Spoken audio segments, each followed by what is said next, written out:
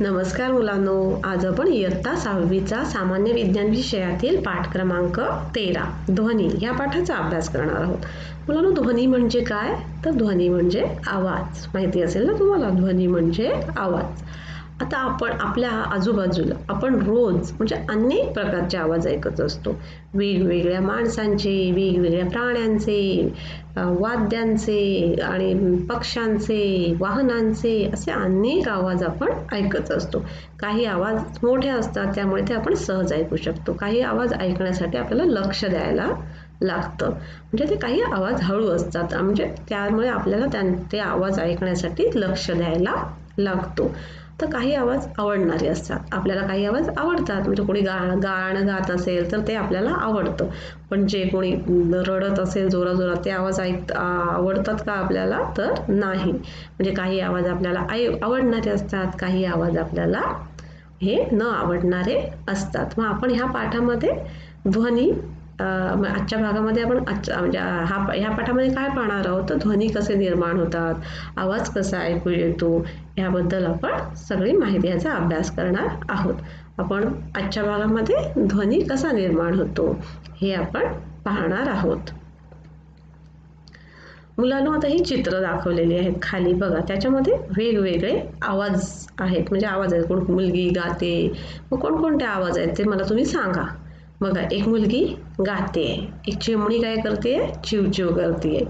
फटाक्यांचा आवाज होतोय. तर दोन मुली काय करतायत? खुसबुसतायत. कानात खुसबुस खुसबुस चालू आहे, त्यांचं काहीतरी खुसर चालू आहे. आणि इथे दुसरे कोण हे आहेत, ट्रॅफिक पोलीस शिटीचा आवाज करतायत, शिटी वाजवतायत. एक मुलगा बासरी वाजवतोय, त्याचा बासरीतून आवाज म्हणजे आवाज आहे, बासरीचा आवाज आहे. हॉर्नचा आवाज आहे, कुत्र्यांचं भुंकणं आहे. आता हे सगळे वेगवेगळे आवाज आहेत. त्याच्यामध्ये तुम्हाला आवडणारे आवाज कोणते आहेत आणि न आवडणारे आवाज सांगा बरं. मग ही मुलगी गाते, तो आवडणारा आवाज आहे. फटाक्यांचा आवाज आवडतो का? तर नाही. आणि हा जो मुलगा बासरी वाजवतोय तो सुद्धा तुम्हाला आवाज आवडतो. हॉर्नचा आवाज आवडतो का? तर नाही. म्हणजे असे वेगवेगळे आवाज आपण रोज म्हणजे आपण ऐकत असतो की नाही? मग आता मला तुम्ही सांगा, तुम्ही तुमच्या शाळेमध्ये जेव्हा तुमची मधली सुट्टी होते तेव्हा तुम्ही कोणकोणते आवाज ऐकता रे? कोणकोणते आवाज ऐकता? तर तुम्ही जे म्हणजे मुलांचा पळण्याचा आवाज असतो, डबे उघडण्याचा आवाज असतो, शाळेची जेव्हा तुमची मधली सुट्टीची हे असते, बेल होते त्याचा आवाज असतो, मुलांच्या गप्पा मारण्याचा आवाज असतो, पळापळीचा आवाज असतो, कोण रडत सुद्धा असतं, कोण मारामारी करत असतो त्याचा आवाज असतो. अशा अनेक प्रकारचे आवाज तुम्ही ऐकत असतात. आता मला ह्या चित्रामध्ये जे आवाज दाखवलेत त्यातले मोठे आवाज कुठले आहेत? तर आणि आपल्याला लक्ष देऊन ऐकण्यासाठी ऐकावेत अशा आवाज कुठले आहेत? तर म्हणजे चिमणीची चिवचिव, किंवा ह्या जेव्हा मुली दोन कानामध्ये खुसर करतात त्यांचा आवाज आपल्याला लक्ष देऊन ऐकावा लागेल. बाकी तर हे सगळे आवाज आहेत, हे मोठे आवाज आहेत. फटाक्यांचा आवाज, हॉर्नचा, गाण्याचा, बासरीचा, म्हणजे हे मोठे आवाज आहेत, त्यामुळे ते आपण सहज ऐकू शकतो. आता आवाजाला काय म्हणतात? तर शास्त्रीय भाषेत ध्वनी असे म्हणतात. काय? आवाजाला शास्त्रीय भाषेत ध्वनी असे म्हणतात. काही ध्वनी मोठे असल्याने ते सहज ऐकू येतात, आपण पाहिलं. तर काही ध्वनी खूप लहान असल्याने ते लक्ष दिल्याशिवाय ऐकू येत नाहीत. जसं की कोण कानात खुसबुस करत असेल तर त्याच्यासाठी आपल्याला लक्ष द्यायला पाहिजे. आपल्याला ते सहज ऐकू येतील का? तर नाही. तर काही ध्वनी तर मोठे असतात. अरे वा, एखादा मुलगा रडत असतो तर तो सहज ऐकायला येतो आपल्याला. फटाके वाजतात तेव्हा सुद्धा आपल्याला सहज ऐकू येत. मुलांनो, आता आपण काय पाहायचं? तर आपण आता ध्वनी म्हणजे काय ते पाहिलं. ध्वनी म्हणजे आवाजाला शास्त्रीय भाषेमध्ये ध्वनी म्हणतात. तर आता आपण हे ध्वनी निर्माण कसे होत असतील असं तुम्हाला पण कधीतरी प्रश्न पडला असेल की नाही? आपण आता एवढं म्हणजे आपल्या आवाज इतके आपण आजूबाजूला पाहतो, ऐकतो, मग हे आवाज कसे निर्माण होतात? कधीतरी प्रश्न पडला असेल. मग आपण ते पाहूया. तर ध्वनी निर्माण होण्यासाठी एखाद्या वस्तूचे कंपन होणे गरजेचे असते. काय होणे गरजेचे असते? तर कंपन होणे गरजेचे असते. वस्तूचे कंपन होत असते तोपर्यंत आपल्याला ध्वनी ऐकू येतो. काय? वस्तूचे कंपन होत असते तोपर्यंत आपल्याला ध्वनी ऐकू येतो. कंपन थांबले की ध्वनीही बंद होतो. काय? जोपर्यंत कंपन चालू असते तोपर्यंत आपल्याला ध्वनी ऐकू येतो, लक्षात ठेवा. आणि जोपर्यंत कंपन थांबले की ध्वनी बंद होतो. ज्या वस्तूमुळे ध्वनी निर्माण होतो त्या वस्तूला ध्वनी स्रोत असे म्हणतात. काय तर ज्या वस्तूमुळे ध्वनी निर्माण होतो त्या वस्तूला काय म्हणतात, ध्वनी स्रोत असे म्हणतात. तर ध्वनी कसे निर्माण होत असतील हे आपण काही उदाहरणांद्वारे पाहूया किंवा काही कृती पण करून पाहूयात. ओके, आता तुमच्या घरामध्ये जेव्हा रेडिओ तुम्ही लावता की नाही, गाणी लावता ना रेडिओवर किंवा टेप रेकॉर्डर लावता.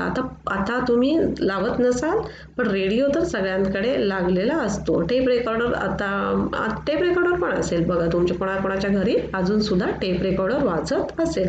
मग तुम्ही काय कराल तर त्याच्या स्पीकरवर म्हणजे जेव्हा रेडिओ किंवा टेप रेकॉर्डर वाजत असताना त्याच्या स्पीकरवर हात ठेवून बघा. जे स्पीकर असतात माहिती आहे ना आपल्या घरामध्ये, जेव्हा त्याचे स्पीकर असतात तर त्याच्या स्पीकरवर हात ठेवून बघा काय होतं ते बघा. कळलं? जर तुम्ही त्याच्या स्पीकरवर हात ठेवलात ना तर काय होतं, गाणं चालू असताना स्पीकरवर ठेवलेला हात हादरतो आपला. कसा असा हादरतो, हलतो आपला हात. तर आणि मग ते गाणं बंद केलं तर आपलं हाताचं हादरणं पण बंद होतं. काय करायचं, आपण घरातला रेडिओ किंवा टेप रेकॉर्डर वाजत असताना त्याच्या स्पीकरवर हात लावला तर काय होतं, तर आपला हात हादरतो. कळलं? तुम्ही करून बघा घरी. आणि जेव्हा आपण गाणं बंद करतो तेव्हा काय होतं, तर हाताचं हादरणं थांबतं. आता आपण एक रबर बँड घ्या. रबर बँड माहिती आहे ना, रबर बँड. तर मग तो चित्र आहे बघा, इथे चित्र आहे. त्या चित्रात दाखवल्याप्रमाणे त्याची एक बाजू सोडा. मग काय होतं, तो मोठा लांबतो, ताणतो ना आपण. रबर बँड ताणवल्यावर तो ताणतो आणि मग थोड्या वेळाने काय होतं, तर तो त्या मूळच्या स्थितीमध्ये परत येतो की नाही आपल्याला माहिती आहे. पण ह्या हालचालीशिवाय तुमची कुठली दुसरी गोष्ट कोणती लक्षात म्हणजे जाणवली का तुम्हाला ते इथे? असा रबर बँड तुम्ही कधीतरी घ्या आणि तो ताणवा म्हणजे असं त्याची एक बाजू सोडून द्या म्हणजे काय होईल, तो ताणेल आणि मग नंतर तो परत मूळच्या स्थितीमध्ये येईल. म्हणजे ह्या रबर बँडची ही हालचाल होते. मग ह्या हालचालीशिवाय दुसरी गोष्ट कोणती तुम्हाला जाणवली का ते मला सांगा. तर जाणवली, त्याच्यामध्ये काय होतं माहिती आहे का, त्याच्यामध्ये आवाज आल्यासारखा होतो आणि कंपने निर्माण झाल्यासारखी होतात. काय तो जेव्हा रबर बँड असा ताणतो आणि जवळ येतो तेव्हा त्याच्यामध्ये कंपने झाल्यासारखी जाणवतात व थोडा आवाज आल्यासारखा जाणवतो. आता हा बघा, हा तबला आहे.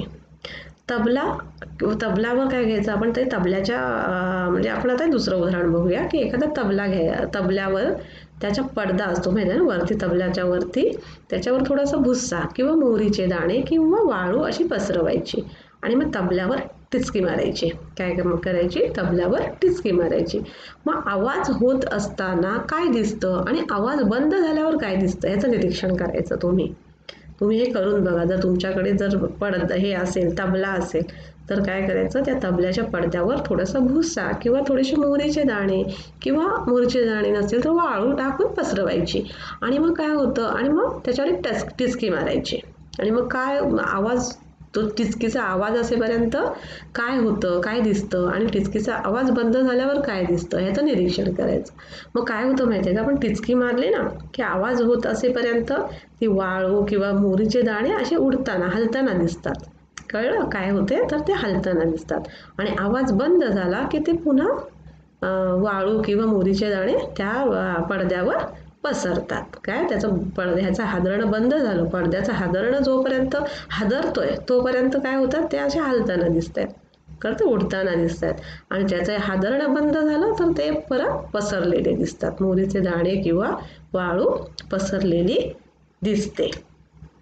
म्हणजे आपण आता ही एवढी जी उदाहरणं पाहिली, या उदाहरणावरून काय झालं तर ध्वनी निर्माण करणाऱ्या काही वस्तूंची, म्हणजेच वस्तू आपण उदाहरणं पाहिली ना, जसे की स्पीकरचा पडदा, आपण स्पीकरच्या पडद्यावर हात ठेवला गाणं चालू असताना तर काय होतं, आपला हात हादरतो. रबर बँड पण सोडून दिल्यानंतर कंपने निर्माण होतात. तबल्याच्या पडद्यावर सुद्धा जोपर्यंत हादरतोय तोपर्यंत त्याच्यावर वस्तू जी ठेवलेली असतात त्या पण काय करतात, उडतात आणि मग नंतर बंद केल्यावर काय होतं, त्या म्हणजे पसरून जातात. म्हणजेच काय, तर ध्वनी निर्माण करणाऱ्या काही वस्तूंची म्हणजे स्पीकरचा पडदा, तबल्याचा पडदा, रबर बँड याची ठराविक पद्धतीने हालचाल होत असते. काय होत असते, ह्यांची रबर बँड, तबल्याचा पडदा, स्पीकरचा पडदा यांची हालचाल होत असते. कळलं? म्हणजेच या वस्तूमध्ये एक प्रकारची गती असते. काय असते, म्हणजेच या वस्तूमध्ये एक प्रकारची गती असते. जलद गतीने आंदोलन होत असते, म्हणजेच वस्तूचे कंपन होत असते. म्हणजेच काय, तर वस्तूंचे कंपन होत असते. कळलं? जलद गतीने आंदोलन होत असते म्हणजेच वस्तूंचे कंपन होत असते. तुम्ही सतार पाहिलेत ना? मग जेव्हा आपण ज्या हे तारा असतात त्या छेडल्या, म्हणजे आपण छेडतो तेव्हा काय होतं, व त्याच्यामधून म्हणजे कंपने निर्माण होतात आणि मग नंतर आवाज येतो. कंपने निर्माण होऊन आवाजाची निर्मिती होते. सतारच्या झाडाच्या तारा छेडल्यानंतर आपला घंटा, आपण जेव्हा घंटा वाजवतो माहिती आहे ना, जेव्हा तो घंटेचा लोलक घंटेवर जेव्हा आदळतो तेव्हा काय होतं, तर कंपने निर्माण होतात आणि मग आवाजाची निर्मिती होते. नळाचं पाणी जेव्हा नळ आपण सोडतो तेव्हा ते जमिनीवर पडते तेव्हा काय होतं, कंपने निर्माण होतात आणि मग आवाज होतो, ध्वनीची निर्मिती होते. पुन्हा तुम्ही ह्याच्यामध्ये हे पाहिलं का, जेव्हा बशी वगैरे आपल्या हातातून पडते तेव्हा काय होतं, त्याच्यातून कंपने निर्माण होतात आणि मग ध्वनी, आवाज येतो, आवाजाची निर्मिती होते. कळलं? आपण आता म्हणजे अशा प्रकारे आपण ध्वनी निर्माण करणाऱ्या म्हणजे काही किती उदाहरणं पाहिले. उदाहरणावरून तुम्हाला ध्वनी कसा निर्माण होतो हे तुमच्या लक्षात आलं असेल. ध्वनी, नाद, आवाजाची निर्मिती, प्रसारण आणि त्याचे परिणाम याबद्दलचे विज्ञान म्हणजेच काय, तर ध्वनिशास्त्र. काय, तर ध्वनी, नाद, आवाजाची निर्मिती, प्रसारण आणि त्यांचे परिणाम याबद्दलचे विज्ञान म्हणजेच काय, तर ध्वनिशास्त्र. ध्वनीची तीव्रता कशामध्ये मोजतात माहिती आहे का, तर डेसिबलमध्ये मोजतात. काय, तर ध्वनीची तीव्रता ही डेसिबलमध्ये मोजतात. ध्वनी, नाद, आवाजाची निर्मिती, प्रसारण आणि त्याचे परिणाम याबद्दलचे विज्ञानाला काय म्हणतात, तर ध्वनिशास्त्र असे म्हणतात.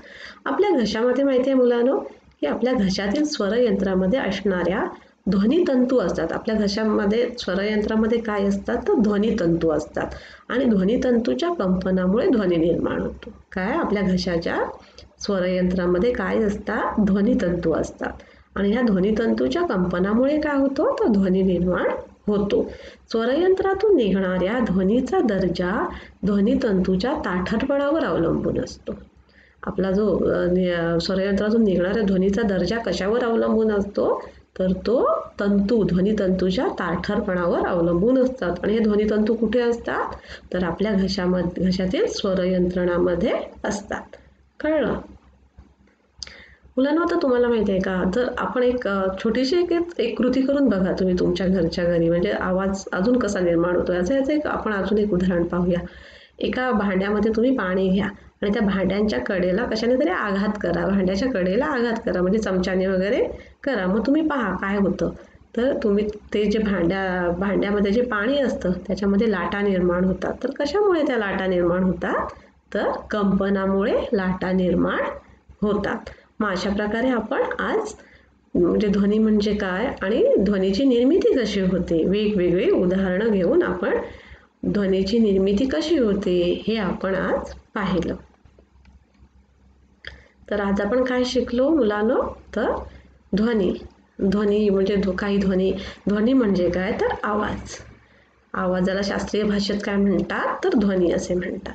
ध्वनी, आपल्या आजूबाजूला अनेक प्रकारचे आवाज असतात. त्यातले काही आवाज आपल्याला आवडणारे असतात, तर काही आवाज हे न आवडणारे असतात. काही आवाज आपल्याला सहज ऐकू येतात, तर काही आवाज आपल्याला सहज ऐकू येत नाही. त्याच्यासाठी आपल्याला लक्ष देऊन ऐकायला लागतं. मग ध्वनीची निर्मिती कशी होते, तर कंपने निर्माण होतात आणि कंपनांमुळे काय होतं, तर ध्वनीची निर्मिती होते. आपण वेगवेगळ्या उदाहरणांवरून आपण ध्वनीची निर्मिती कशी होते ते आपण पाहिलो. आता आपण पुढच्या भागामध्ये काय पाहणार आहोत, तर ध्वनी आपल्याला कसा ऐकू येतो. काय, तर ध्वनी कसा ऐकू येतो हे आपण पुढच्या भागामध्ये पाहणार आहोत. धन्यवाद.